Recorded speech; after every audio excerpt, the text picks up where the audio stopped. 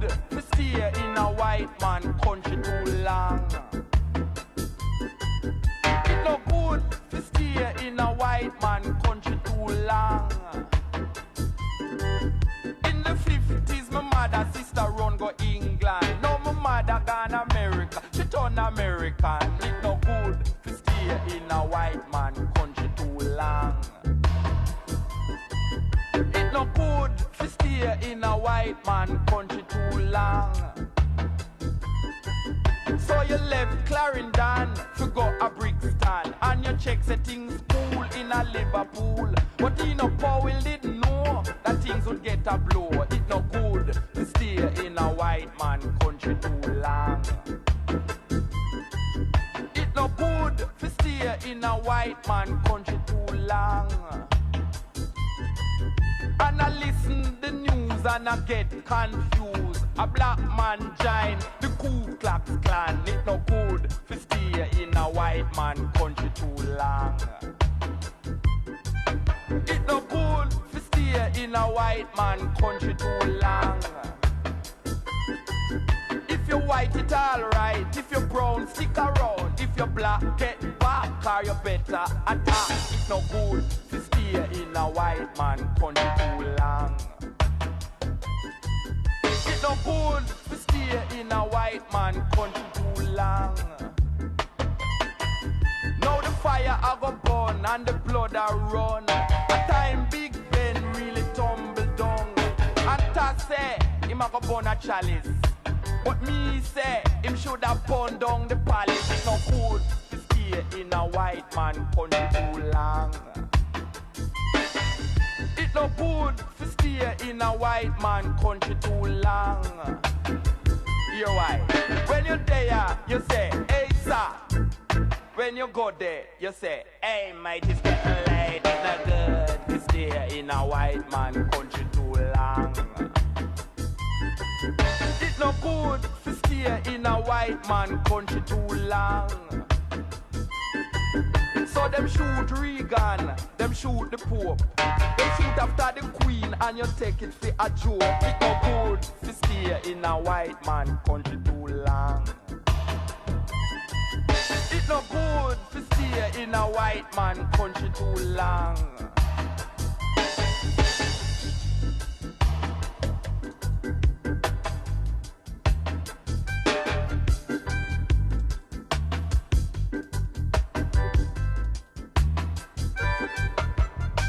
Blacks in England, what is your plan? Blacks in England, check the time.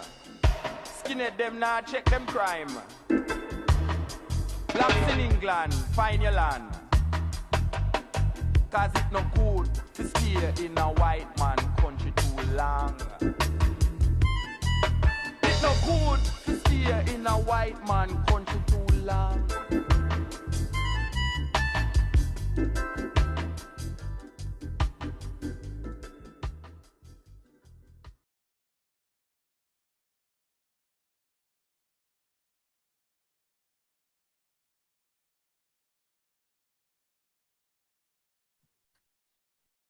Greetings, hello, welcome, Aquaba.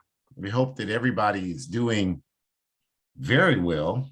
Hopefully you are achieving your highest level of mental, physical, and spiritual health to the best of your capacity. Really hope that that's the case for you, and that you are, that you know that you are appreciated for joining us for this 103rd edition of Our Ancestors' Voices. And today we have a very important topic. We're talking about lesser known African women partners in freedom fighter relationships. And we're talking about it in the context of women in relationships who make as much, if not more, of a contribution to our freedom struggle than the men that they're in their relationship with, whose names are much more familiar to us than men are. So we want to highlight the women partners, lesser known women partners in freedom fighter relationships today. So we're thankful for you joining us today. And we start, as we always do, by paying respect to the indigenous people of the Western Hemisphere, whose land that we are in existence in today. And we are always thinking about their struggle for justice and their struggle to regain their lands. As I look at the world map and I look at from Alaska down to Chile, North America, Central America, the Caribbean, South America, this is all indigenous people's land. It belongs to them. And so if you're not someone who can effectively identify as indigenous or American Indian or Chicano or Mexicano or however those folks define themselves indigenous to the Western Hemisphere, then this land does not belong to you, period. No but, no and, no this. This land does not belong to you, period. So we honor their struggle for their land back. And we, of course, honor our African ancestors who have fought relentlessly to give us a pathway towards freedom and to reach our full potential. I was participating in one of our work study meetings yesterday, and we had a discussion about what these Western imperialists did to the Congo in the early 1960s and the bravery and resistance.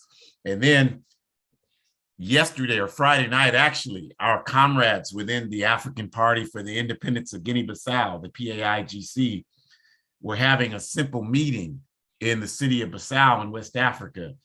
And these pigs, I hate to call them that because I don't want to defame the animal, but they burst in on them. And there's a video going out of how our comrades fought back. They didn't just accept it, they fought back while these vicious animals went to sprayed them with tear gas and pepper spray and beat them with batons.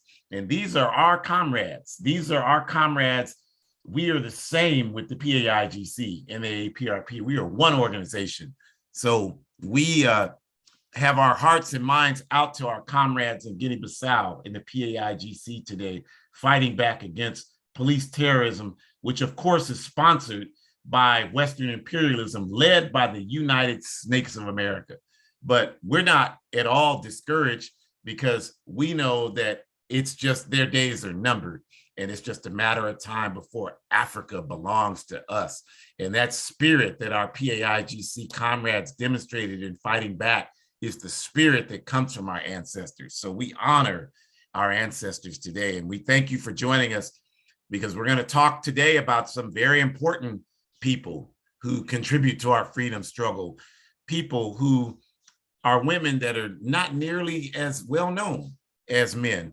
And we should know them, because they, as I said in the beginning, have contributed as much, if not more, to our freedom struggle. So we will get started, as we always do, by just acknowledging that Our Ancestors' Voices is a program sponsored each week by the All African People's Revolutionary Party, AAPRP.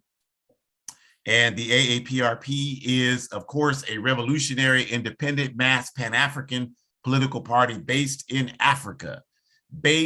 We're not based in New York City or LA or Chicago or San Francisco. We're based in Africa. And Guinea-Bissau is a central part of our organizing work in Africa. And these police raided our comrades Friday night. And so we know that that's a raid against African people everywhere on earth. Whether you see it or understand it or not, that's exactly what that is. That's the reason why police terrorism affects us everywhere we exist on the planet, because they know that if we rise up, we will want to reclaim our mother Africa. And once we do that, they're paupers, they're poor, they have no resource to do any of the exploitation that they do. So that's why our objective is Pan-Africanism, which we define correctly as one unified socialist Africa, one unified socialist Africa. We know that until Africa is free, no African anywhere, whether they're in Guinea-Bissau or Guyana, whether they're in New York or anywhere else on the planet Earth, will be free. So that's why we know that the solution to our problem in 120 countries where we live, all 2 billion of us, is a united and socialist Africa. And that's why we fight for that. And you see on the right, Kwame Nkrumah's Handbook of Revolutionary Warfare is our strategic guide to achieve Pan-Africanism. And in that book, Nkrumah talked about the need for revolutionary Pan-African formations who agree with the objective of one unified socialist Africa to unite. And so that's the work that we do. And so you see there in the middle of the logos there, the red PAIGC, those are our comrades, the African Party for the Independence of Guinea-Bissau, the party founded by Amilcar Cabral, who also is a co-founder of the AAPRP in Guinea-Bissau. And when they raid the PAIGC, they may as well just walked right up in my house right here and raided me. And when they raid me, they're raiding the PAIGC and the PAC and Zania and the Zimbabwe movement of Pan-African socialists. They're raiding all of us.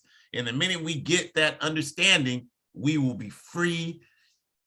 When the sun follows the moon, we'll be free. So that's our objective. That's our work. And as we mentioned, we achieved that through organizing for Pan-Africanism.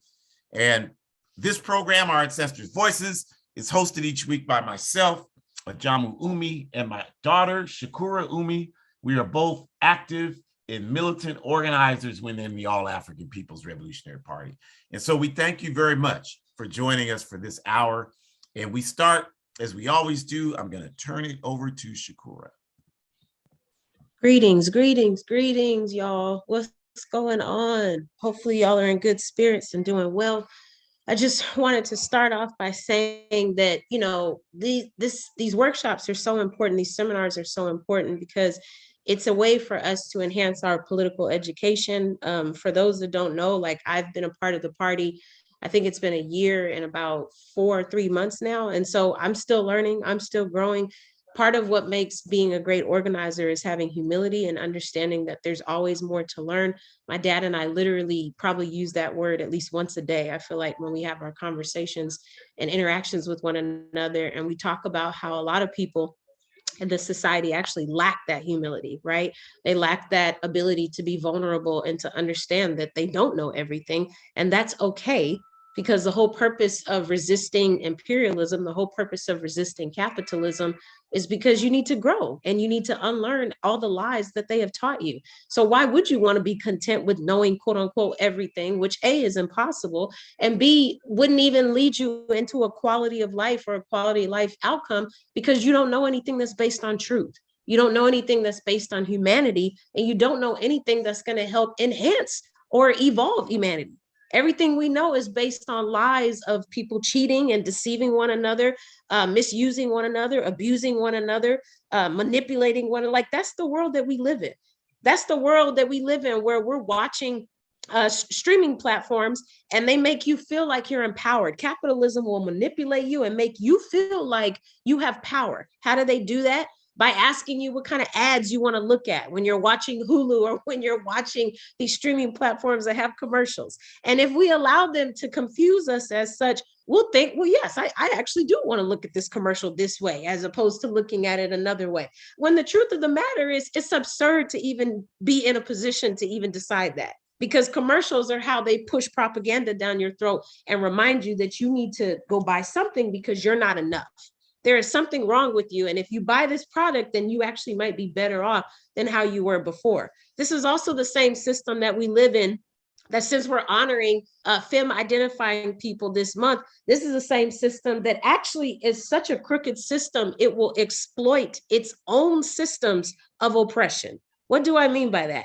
I mean that the Zola company, that is the jewelry company, which we know is exploiting jewelry from Azania and other parts of Africa and stealing those resources and then sending them over to Israel to get cleaned up and cut, when in actuality, none of those materials or resources or wealth goes back to where it came from, which is Africa, but that's another subject for another day. So this Zolo company makes this commercial during this month, and I knew they couldn't wait to air it on February 28th at 11:59 at night, because they wanted to air it and let you know that they're exploiting patriarchy. Capitalism and imperialism gave birth to patriarchy, but yet they're exploiting patriarchy by arguing in this commercial that femme identifying people for the last 15 years have not been making proposals in heteronormative relationships. This is the time to change. This is the month where you can take charge of your relationship and propose to your mate. And in actuality, it's absurd. It's absurd beyond measure. First of all, because we don't really have an accurate number of how many people in heterosexual relationships that are proposing, because not everybody needs to disclose that kind of information. Second of all, how dare you capitalize off of someone's ability to express how they love someone else? This is where we live, though, y'all. This is where we live. That's what they're doing. And again, if you look at that commercial without a critical lens, then you're going to look at it and say, oh, it's really good. There's more girls that are proposing. That's excellent. When in actuality, it's gross and it's disgusting. And that's the world that we live in, where we continue to honor people that don't need to be honored, but yet we're not acknowledging those who deserve so much more than what we have chosen to give them, as well as what we can still choose to give them for the future to come. After this presentation, you should all make an idea of communicating at least one or two names that you learned from this presentation, because as my dad so eloquently said, these names are not being said enough. We need to start saying these names when we do libation. We need to start saying these names when we're not doing libation and just when we're calling on the ancestors. We should say these names. If you're like me and you do your workouts, maybe you dedicate your workout to a group or an entity. I always try to pick an oppressed group and dedicate my workout to them. Sometimes I dedicate my workout to myself because I need it too. So maybe we should start using these names when we're intentionally setting intentions for things we're trying to do, whether it's working out or whether it's starting a project, or maybe it's just meditating so that we can call on the ancestors, because some of us need them to help keep us calm so that we can have clear mind and clear heart as we move forward and resist the systems of oppression that are in place. So I say all that to start off and honor our comrade, Shirley Graham Dubois. And, you know, just tying into how, of course, we know so much about their late partner, W.E.B. Du Bois, but what we might not know was that Shirley stood on their own 2 feet. Okay, yes, Shirley took the name of Du Bois, but Shirley was their own individual.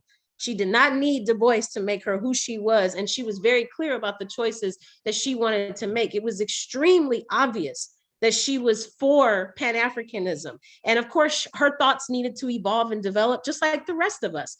The rest of us don't come out the womb being Pan-Africanist. I mean, we might, but there's a small percentage, microscopic even, of those of us that can do that. Again, we're born into a system that doesn't value human beings. So it's very hard to be a Pan-Africanist because that system does value human beings. You have to take time to learn how to unlearn the nonsense so that you can truly do the research and enhance your political education by joining an organization that's working for justice. And then when you're able to do those things, that's when this Pan-African road starts to become more well lit for you. You start to take more steps. You start to walk with more confidence. You start to have more conversations where you can just shut down nonsense very quickly because you already know that it's nonsense. You already know that it's not worth your time. And you also know, shout out to our comrades, Salifu, shout out to our comrades, Onisamu, because we also understand, I learned from those comrades, if you do understand that the rhetoric people are pointing to you is BS,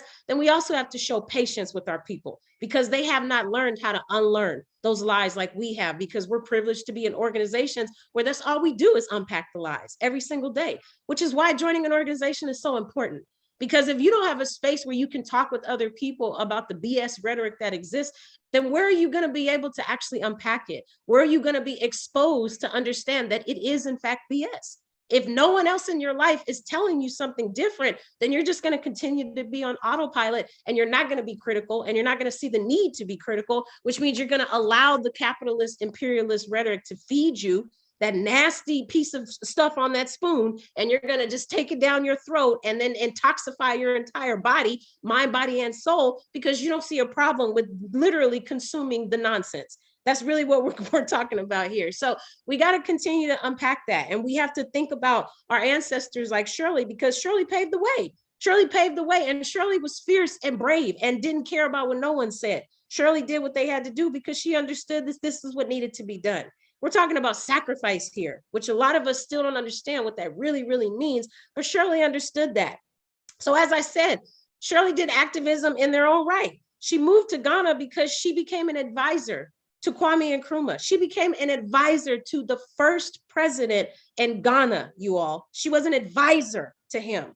We're not just like talking about we're going to the grocery store to get eggs and Shirley was an advisor to Kwame. Like she was the first, okay, to the first president of the country. Like this is amazing. that she did that work. It's amazing that Nkrumah entrusted her to do that work. We've talked about how amazing Nkrumah was. So for him to ask her to take on this position, obviously that means she had integrity beyond measure, which means she was worth us considering why we should learn more about her, because this comrade knew what it took to have some heart, basically, and to help use her heart it would make a difference for humanity.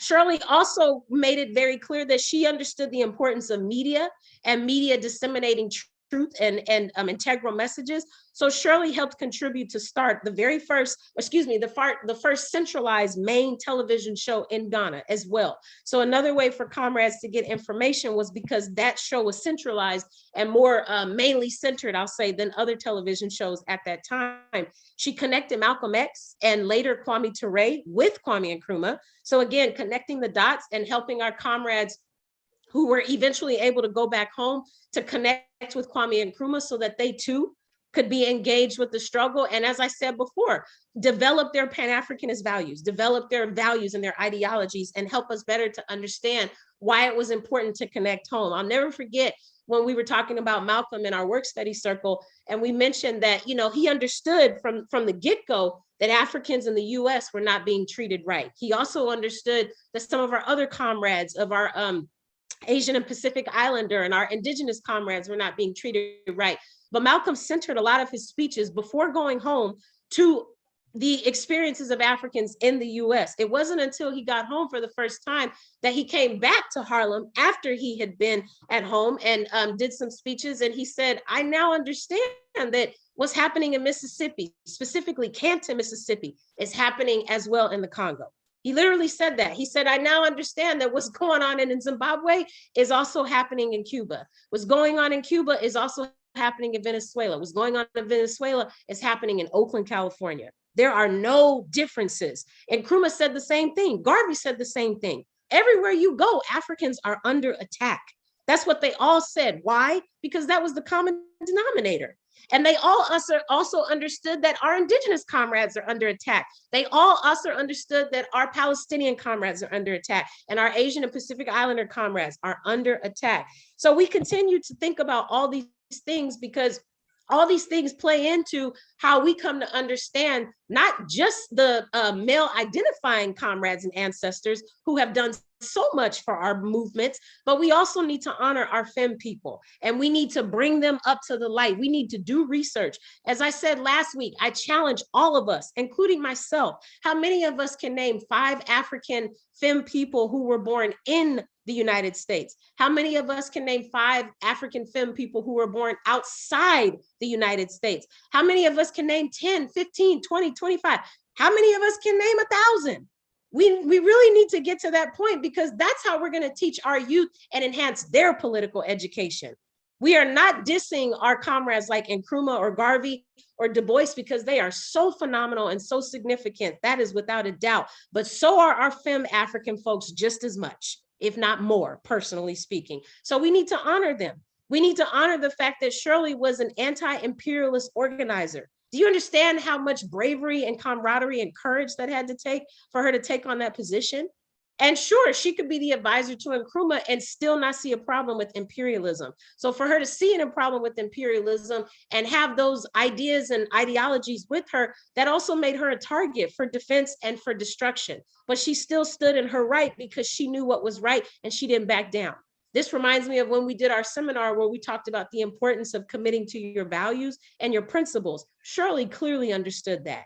And we honor Shirley today, and we thank Shirley for paving the way for people like me to be sitting here now talking to you because her blood and her energy and her phenomenon runs through my veins. And I am so grateful that she was interested in taking a stand for the people. Next slide, please. Awesome, thank you. So the next comrade I want to talk about is Elizabeth Sabico, and I really hope I'm saying that last name right. I know you'll correct me if I'm wrong, Daddy. So Elizabeth was a strong organizer with the Pan-Africanist Congress of Azania. And as you all know, we name Azania as the natural name that it is. The colonized name is South Africa. So change your language and start saying, well, you know, in Azania, Stop saying South Africa, because that's not the name, unless you want to encourage colonialization to continue, okay? So Elizabeth was an organizer with the Pan-Africanist Congress of Azania. She was partnered with David Sabico of the Pan-Africanist Congress as well. So they both were organizers, right? So we continue to talk about how important it is to be a part of an organization. And we see that with Elizabeth. Elizabeth made it very clear that they understood the importance of organizing, so much that Elizabeth started centering her work around the work that needed to be done to resist the apartheid movement. And so because of that, she became a target of danger. She had threats coming her way. People knew her name, and things would happen that would make her be, things would happen where people tried to make her be feared. Things happened where they tried to make her feel like she needed to stop doing that work. But you know that when you have threats coming your way, that's when you're actually pissing somebody off, somebody in power, where you need to let them know, I know what you're doing, and I'm going to continue to resist this. And that's exactly what Elizabeth thought. She didn't stop doing the work. She continued on. Why? Because she was committed to her values, just like Shirley was. So Elizabeth worked to educate and organize throughout all of Africa. She didn't just pick one city and one state because she was trying to enhance imperialism, which tries to separate all of the 53 countries apart from one another. Elizabeth understood, just like Nkrumah did, that Africa is working from becoming an individualized 53 countries to one African nation. So what did she do? She started doing the same amount of work all across the continent because she wanted people to understand that Africa was able to become one unified socialist Africa at some point. And the best way to do that is to have paralleling work done all across the continent so that the different countries can start to work in cahoots with one another. Why? Because they're all doing the same work. They're all working towards the same goal. They're all trying to achieve equity and quality humanity for everyone that steps foot on that continent. And the last thing I want to say about our comrade Elizabeth is that her work was surrounded by ending the system of apartheid, because she understood how it would continue to hurt, delay, and prevent Pan-Africanism from truly achieving what Africa needed to achieve. So Elizabeth was trying to protect Pan-Africanism and the idea of Pan-Africanism achieving Africa on an entire national state and level. So Elizabeth, we thank you, comrade. We thank you for the work that you did. Thank you for your bravery. Thank you for your sacrifice. Thank you for helping us understand who you were and everything you did. You didn't even know that all of us would be talking about you today, but we honor you, we respect you, and we understand that the struggle continues, AKA a lutua continua. We will join an organization working for justice to honor your name, as well as our comrade Shirley. Thank you so much. Ashe, Shakura. And I think something that's really, I think, cool to mention is there's no way you would remember this because you were a baby, but what happened is because of the work of the Pan-Africanist Congress of Azania and the work of dedicated comrades like Elizabeth Sabico and her husband, David. David was assassinated by the apartheid regime, and Elizabeth intensified her struggle to fight against the apartheid, not just the apartheid system, which is the system of legalized racial segregation, but the fact that Azania belongs to us. It doesn't belong to the invading Europeans who colonized the country. That's what the Pan-Africanist Congress of Azania is about. It's about Pan-African. It's our land. It's not, it doesn't belong to the European people who dominated. So she continued her work, but she, like most of the activists at that time, were forced out of the country, because had they stayed there, they would have been either killed or imprisoned. And so you want to know one of the many historical examples, the APRP, the role we have played, is that we supported our comrades by helping them raise money and giving them shelter. So she came through this country in 1989, 1990, and we did speaking events for her, and we raised money for the PAC. And actually, she stayed at our house here in Sacramento. She actually held you as a baby, Shakura. There's no way you would know that. But the thing I always will never forget about Comrade Elizabeth, who has gone on to join our ancestors, is she spoke at a big event we organized in the Bay Area here.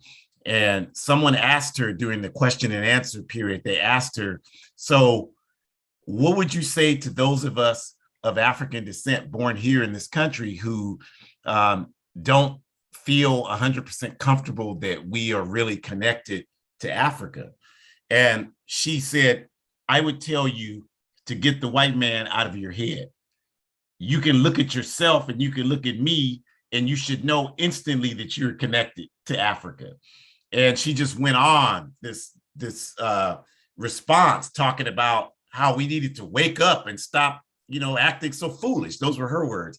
And it really just, as being a very young man, was extremely inspirational to me, because, you have feelings about how something should be, but when someone who has political credibility comes along and says something that substantiates it, it just makes you stronger in your belief. And so that's what this comrade did for me. So I will never, ever forget her contributions in all the ways that she contributed to our struggle for justice. And we'll just continue on. And I just want to say, again, we're continuing to help raise money for books for our sibling party, the Zimbabwe Movement for Pan-African Socialists. We're ready to transmit money to them again. So please make donations. We're not asking for large donations. $5, $10 is perfect. We're trying to get money to send them so that they can buy books, because we want to buy books, revolutionary literature. We want to buy Walter Rodney, Frantz Fanon. We want to read Assata Shakur. We don't want to just read imperialist colonial literature, which is dominantly what exists throughout all of Africa. So help us do that. You can see at the page there, www.abetterworld.me, $5, $10, $5 Canadian dollars, 10 Canadian dollars, 5 British pounds, whatever you got. Make that donation and we will forward 100% of that to our comrades in Zimbabwe. And so we're going to talk about Madame Andre Turay, and she was the wife of President Sekou Turay, who was the first president of Guinea in West Africa, and a devoted Pan-Africanist and one of the ideologues for the All-African People's Revolutionary Party. We call our ideology Nkrumahism Turayism, starting from the ideas articulated by Kwame Nkrumah and Sekou Touré. And so Madame Turay, as we call her, was the wife of Sekou Touré, but she was so much more than that. She was actually a participant in the delegation that came here immediately upon Guinea's independence in 1958. Guinea had a delegation come here to the United Snakes of America, and they were meeting with the administration of Dwight Eisenhower, who was president here, this backward country at that time. And these animals here, they couldn't understand. The only thing they understood was that we are fighting this Cold War against the then Soviet Union. So any country in Africa or anywhere else in the world, Central, South America, everywhere that gained independence, all they saw that country as was a chess piece or a checker piece to use against the Soviet Union. So when the delegation from Guinea came here in 1959, all these idiots here in the Eisenhower administration wanted to talk to them about was how they could give them aid, how they could do this, how they could do that to help them build up the country. And the only reason why aid was even a question is because when Guinea declared its independence from France, France took everything from the country to punish Guinea for refusing to remain into the French Union. The people of Guinea said, we want independence now. We don't want to be a part of no damn French Union. So France said, okay, they took everything. They blew up the plumbing in the country that was there for their usage. They took all the light sockets out, everything. They didn't leave anything in the country. And by virtue of their criminal acts, Guinea became one of the poorest countries in the world. So these idiots assumed that when the delegation from Guinea came to the United Snakes in 1959, that all they would want to do is get on their hands and knees and beg for money. But they had not read Comrade Ahmed Sekou Touré, because if they had, they would know that the primary message behind everything that man talked about was African people standing on our dignity. And so the delegation from Guinea constantly told these clowns, we don't want your money. We want respect. We want to be respected as an independent nation. That's all we need. We don't need anything else from you. We have all that we need to build our country up. And you can't help us build it anyway, because you're not interested in building anything for Africa or African people. And she was a part of that delegation. And they shocked these idiots here by demanding that they tour the southern US. The reason why they wanted to do that is because they wanted to see racial oppression against African people in this country themselves. They're not like us today. They didn't want to look at BBC or MSNBC and get all our information from our enemies. They wanted to go and research it and investigate it for themselves. And if you read the accounts from these clowns here in this government at that time, they could not understand why everything they asked the delegation from Guinea, they would ask Secretary, and everything they asked him, he would tell them, well, I have to check with the delegation. He'd have to check with Madame Turay. He'd have to check with the other delegates. They didn't understand that. And she was one of the most militant voices challenging the US state officials when they were in the southern US about how our people were treated here. See, we got to get beyond this confusion. Well, I ain't no African. What did Africa ever do for us? Here is a presidential delegation coming from Africa, challenging this government about its racist treatment of African people here. And you don't think that that had an impact? Well, we can show you how it had an impact, because just a couple of years after that, Madame Turay, so fired up by what she saw here and so fired up by the discussion she had with activists on the ground when they were here in 1959, and understanding that and building upon that and building relationships. By the time the civil rights movement fully exploded on the scene in the early 1960s, she was one of the main people encouraging her husband, we need to bring some of those young Africans, talking about Africans here in the US, to Guinea, because we can help them, we can inspire them, we can do that. And so that's what happened. That was the reason. She was a major part of the reason why the Student Nonviolent Coordinating Committee had a delegation that went to Guinea in 1964 under the invitation of the Democratic Party of Guinea and Secretary and Madame Turay. And John Lewis, who just died, I guess last year, year before, something like that, the congressman, was the SNCC chairman at that time. He went to Guinea. Ruby Doris Smith Robinson went to Guinea. She was so inspired when she had a baby, she named her son Sekou.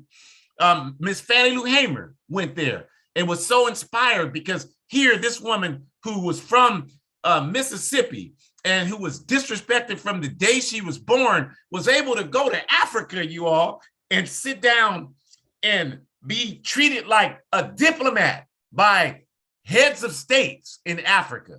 And you sitting here in 2022 talking about, well, what did Africa ever do for us? Well, what Africa did for us is showed us that we are not who these people want to convince us that we are, that we're so much more than that. And that energy was a major force in inspiring SNCC to become even more militant.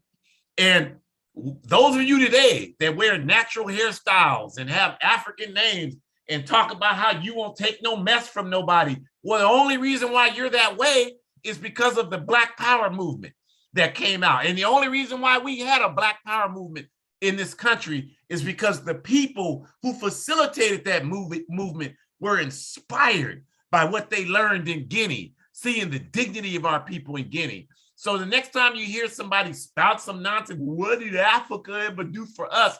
Tell them, do that dirty four-letter word, read something, and stop spreading so much ignorance. And so we have to pay homage and respect to Madame Turay, because she was a central part of everything I just described for you that all of us hearing this benefit from.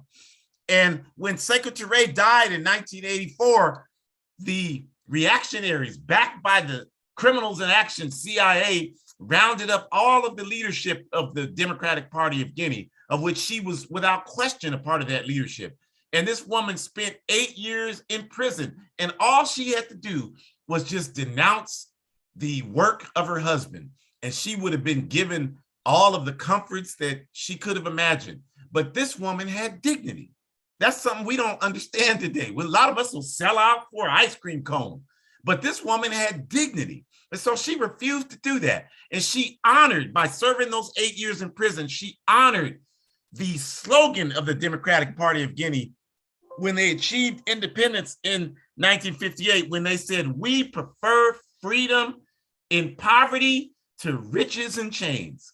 And that woman spent that time with her head held high in dignity.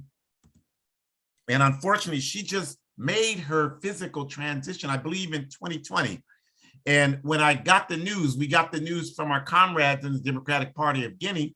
And when we got the news, I was just very saddened for a number of hours, just thinking about how sad it is that a monumental character, a monumental player in our people's history could make their physical transition, and most of us have no idea who she is.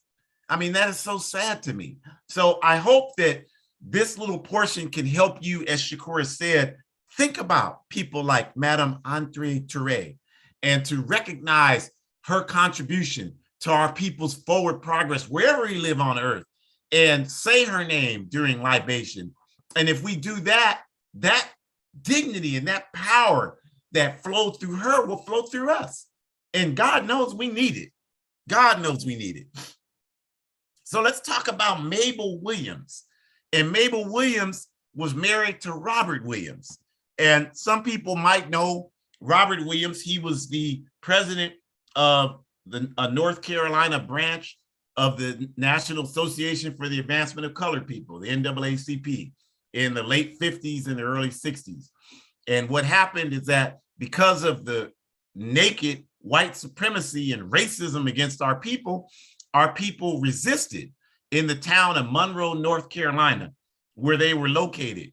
And there was a European couple lost, like European folks too often are just lost, don't know what's going on. It can be right in front of you, you don't see it.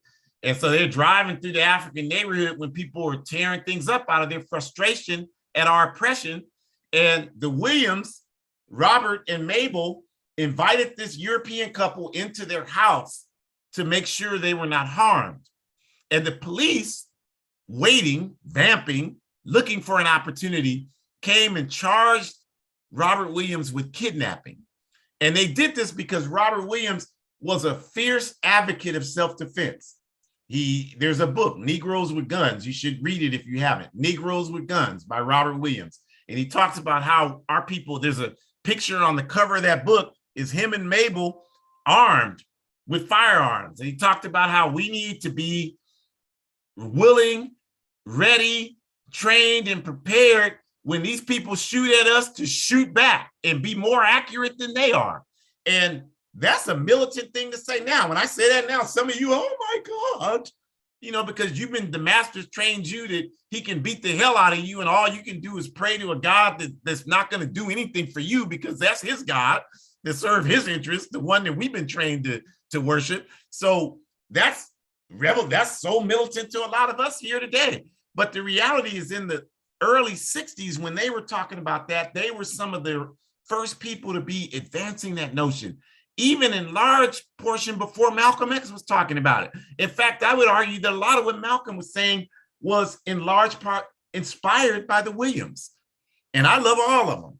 And so Miss Mabel Williams, they had to flee the country because of these charges. And the white couple said they didn't kidnap us, they saved us. But that didn't matter because they were trying to frame them. The truth doesn't matter in this system. Y'all know that.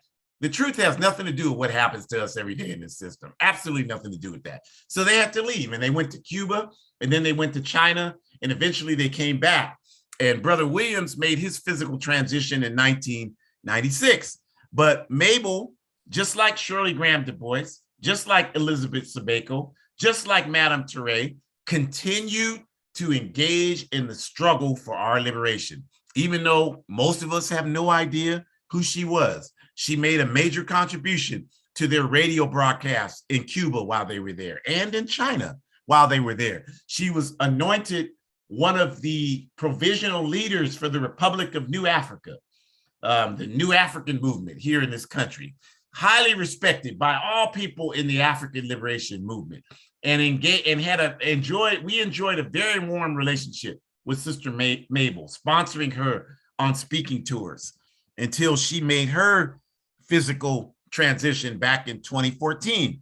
But the point is that from the time until this honored comrade made her last breath, she talked about the need for African people to get organized, and that when people are oppressed, they have a right to look to any option available to them to free themselves. She didn't say, well, this is why you don't know who she is. She didn't say, well, we got to vote. You got to get out and vote. Well, what if they're beating the hell out of us? Well, you got to vote. You got to vote a policeman in that instead of beating the hell out of you 30 times, maybe only will hit you 3 or 4 times.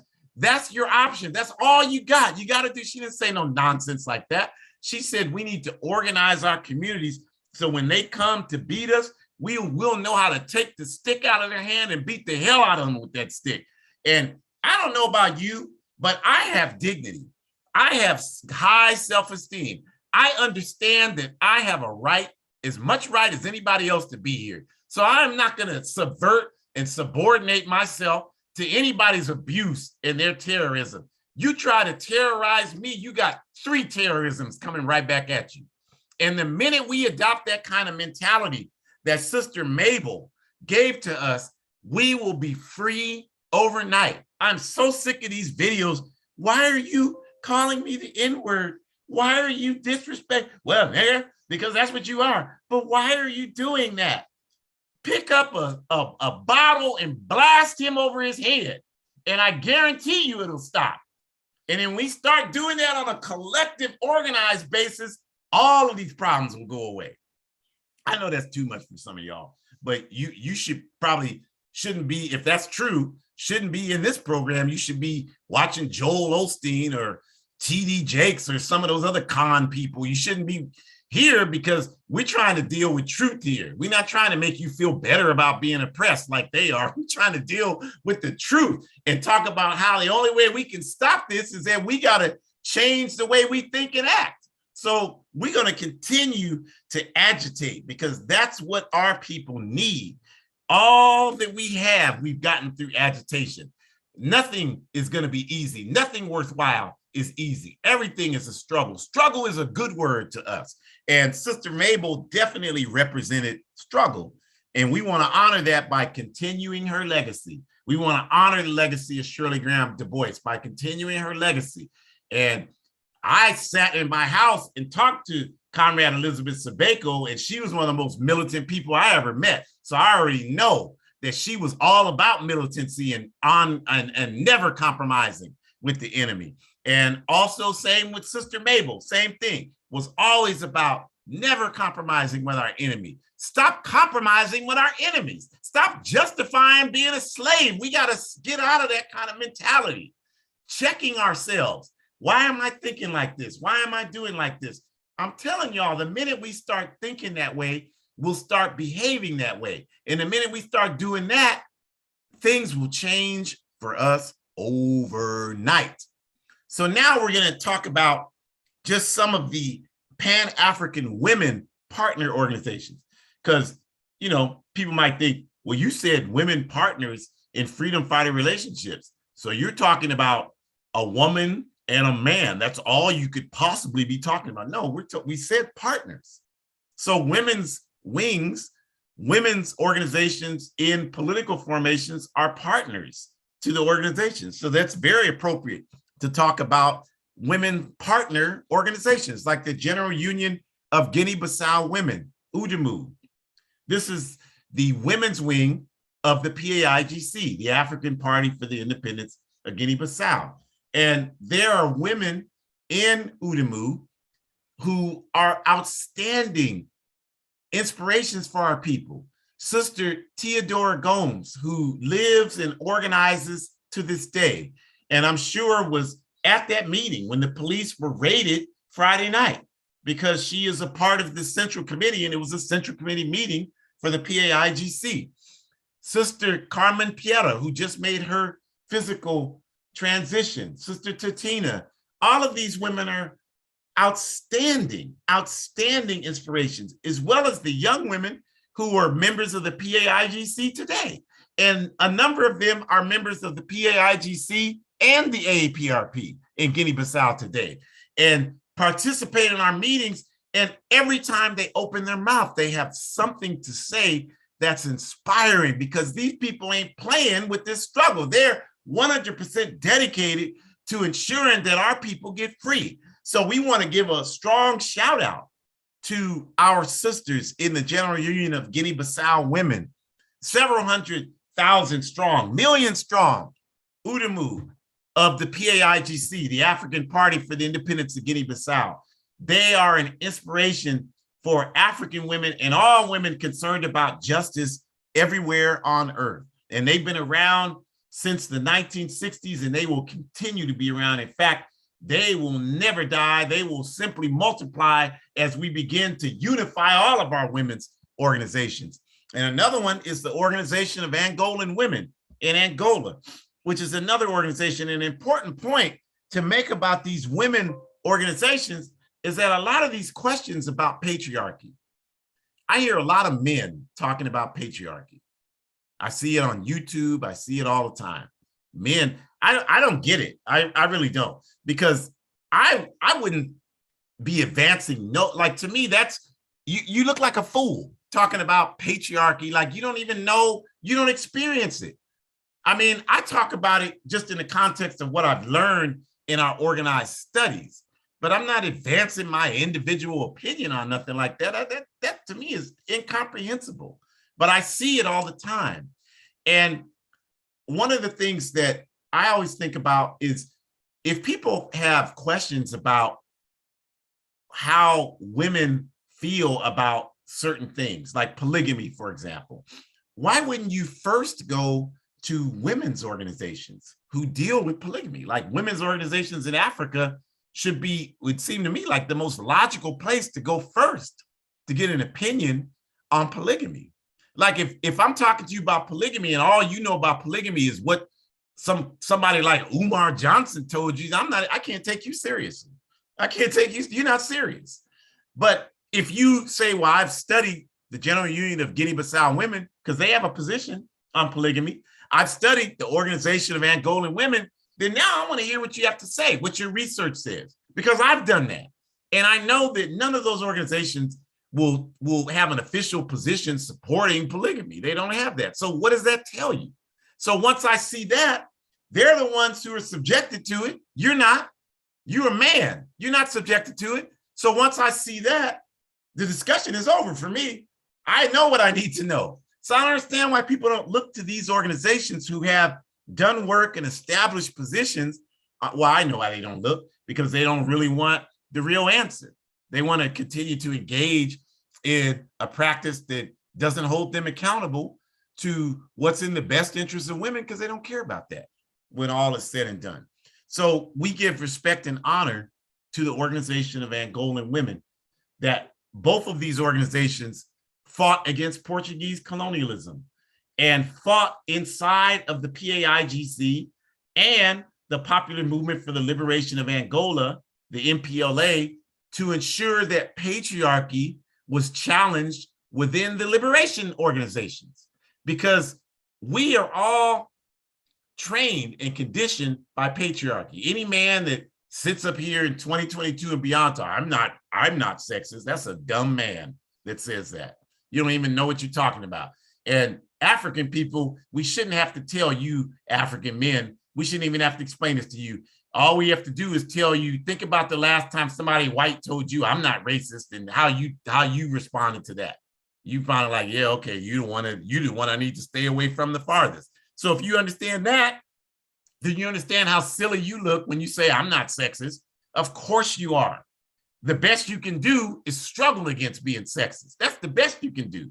Just like the best a European can do is struggle against white supremacy. But as long as the system is in power, you're never going to be able to not be white supremacists. None of us, all of us are imbued with white supremacist values. All of us are imbued with patriarchal values, each and every one of us.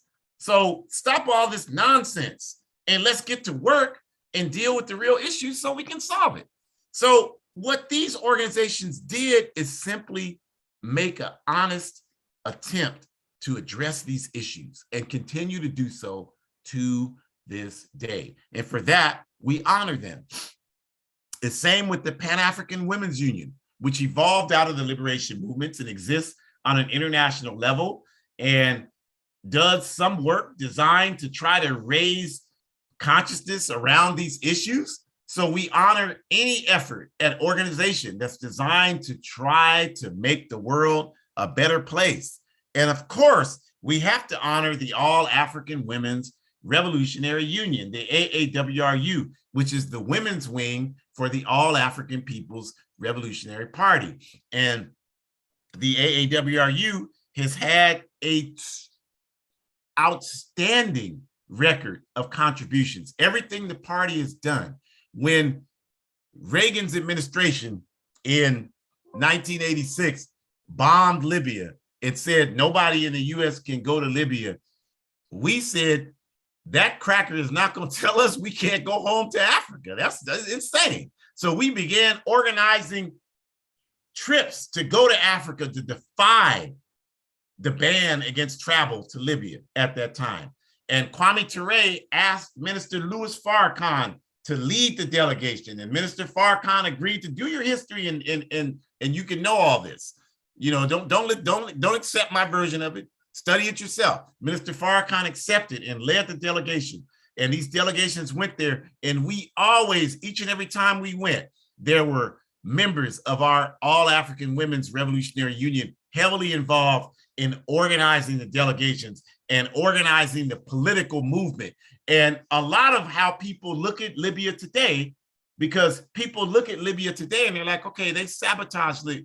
A lot of that would not have happened were it not for the work that was happening in the 80s and 90s and the 2000s around raising consciousness around Libya. And a lot of that work was led by our woman cadre organizers in the APRP. There's far too many of them to name, but I work with them, have worked with them for years, and know their dedication to the work. And so they deserve respect and honor, and you should know who they are. So when you think of the APRP, you should always think of the AWRU. When you think of the MPLA, you should always think of the OWA. When you think of the PAIGC, you should always think of UDEMU, because without those women's wings, these organizations would be nothing. They would cease to exist. So we honor the AWRU, and we honor all of these women organizations. And we ask you to always make it a point, as Shakur said, say their names in libation. We have to lift up our women comrades, our women liberation fighters. Say their name. And I say women liberation fighters. We're not lifting up bourgeoisie women. We're not lifting up women who speak for the capital. I mean, Kamala Harris, that's embarrassing, y'all, to support Kamala Harris. She got up there the other day to talk about Ukraine, and she sounded like a fifth grader. She probably didn't even know. I bet you if I had $100 and she was standing right here with me in front of my map I have on my wall, and I told her, I'll give you this $100 if you could point to Ukraine in 5 seconds, I bet she couldn't do it. And she's the vice president of this country. It shows you how dumb you can be and be in leadership in this country. It doesn't require, all you have to do is be able to fit and play a certain role and jump and dance when they want you to dance and do that. It has nothing to do with your intelligence. It certainly has nothing to do with your dignity and your integrity. It has nothing to do with any of that. And some of us just want to look at Trump. Well, Trump is just the worst example of it. I don't even think he's the worst. I think they're all bad. They're all just, some of them are just slicker than him. Obama's much slicker. Trump's an idiot, just an idiot with some money. So he says, I don't know what he has. He probably doesn't have any money. But the point is that we got to learn how to dig deeper. Like, how could you, I don't understand how somebody could admire all these sisters we're talking about, and Kamala Harris is who you admire. I mean, oh my goodness. Like, that's like somebody telling me, well, you need to, entertainers or who you need to, why are you looking at Malcolm X and Kwame Ture and Assata Shakur when you got Too Short and Drake and DJ Khaled? Like, that doesn't even make any sense, even to an alien that landed here and had never spent time and knew nothing about planet Earth. If they heard that, they would say, that is so insane. But like Shakur said, this is where we live. This is where we live. So we thank you all for coming. We hope you remember some of these names. You can go to abetterworld.me and get all of these presentations. So if you forget the names, you have no excuse. You can go there and grab the presentation off of YouTube and you can look at it. So we want you to say these names. We can't just we got to be bigger than just Destiny's Child, but we do want you to say my name when we talk about these African women. Please do that, you all. It's the least we can do to honor the contributions they made to us. And so we want to ask you to join us next week. We'll be here, hopefully. That's our plan. And next week, we're going to continue our honoring our African women. We're going to talk about recognizing revolutionary African women's wings. So we talked a little bit about women's wings today. We're going to talk much more about who they are, what they do, how they function, how we can learn more about them and get engaged in supporting them. So we're going to talk about that. So we certainly want to invite you to come back next week, same time, same revolutionary station, and participate in that. And then we also want to ask you again to go to our shop. We have an AAPRP Forward Ever shop, and there's the link there. You can order, like I have in the picture there, hoodies that say African period. And there's so many different clothes you can wear. And I have to order, we have hoodies with our AAPRP look. Somebody stole mine when it was delivered off the porch. And yeah, that was 2 weeks ago. I'm still looking around for, I hope somebody, and if they're wearing a party logo, I have to appreciate and respect that. But then at the same time, I definitely, that person is going to have to deal with the fact of how they got, where they got that from, because I got to order it again. And I don't mind because the money goes to our party and our party needs the money. But you can offset that by making a contribution and getting some clothes to wear and spreading a pot. Stop walking around with Nike and Adidas and all that nonsense on, to Coca-Cola. Wear messages that advance our people's struggle for justice. And so we have that. So we invite you to do that and join the All African People's Revolutionary Party. I'm approaching 38 years as a member, and I hope I live to organize another 38 years. I ain't going nowhere. I'm going to continue to do this work. I am 100% dedicated to it. So join the APRP. Go to aprp-intl.org and join us. We would love to have you. And as I said, you can go to abetterworld.me and you can get all these videos. If you forget these names of these wonderful African women, you can go to that site. You can get the video. You can write the names down. You can say them during libation. You can do further research for your children. These are the kind of things that we should be doing, you all. And we want to ask you to do that. You also at that site can donate. As I said, we're raising money to buy books for our comrades in the Zimbabwe movement for Pan-African Socialists. We've been sending them money. You all are making donations. We greatly appreciate you for doing that. We're not asking for large donations, $5, $10, $15, $20 will do. We just want to get as many as we can, send them money when we can send it, and make sure that we can get the kind of revolutionary literature on the ground that can help us have work study processes all over the African world. And I am an editor for the Hood Communist Collective. We had a wonderful discussion this past Thursday about the North Atlantic Treaty Organization.